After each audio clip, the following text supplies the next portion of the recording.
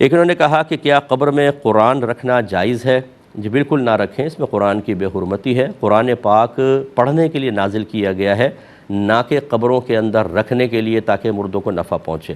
ہاں، چند کلمات اگر کوئی جیسے عہد نامہ کے بارے میں کہا جاتا ہے یا کوئی شجر شریف ہوتا ہے پیر صاحب کا، وہ بعض لوگ رکھتے ہیں کہ چلو میت کے لیے آسانی ہوگی، کہ ایسے بہت سے واقعات اکابرین سے منقول ہوئے ہیں کہ ان کے ساتھ اچھا معاملہ ہوا تو خواب میں آ کے انہوں نے بتایا، یعنی اللہ نے ان کو آنے کا موقع دیا، کسی کو بتایا، یا بعض بزرگان دین عالم کشف میں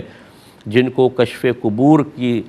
نعمت اللہ کی طرف سے حاصل ہوتی ہے، ان کو خود مردوں نے بتایا کہ ہمارے ساتھ ایسا ہوا، تو انہوں نے وہ چیزیں عام کی۔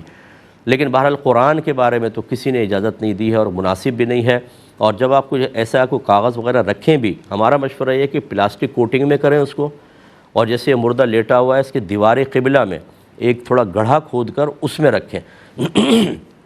میت کے اوپر نہ رکھیں کہ میت ہو سکتا ہے پھولے گی، پھٹے گی، اور پھر وہ تمام چیزیں آلودہ ہوں گی، اور اللہ کا نام بابرکت چیز کو آلودہ کرنا مناسب نہیں ہوتا، اس لیے اس طرح آپ کر سکتے ہیں کہ قرآن کو نہ رکھیں۔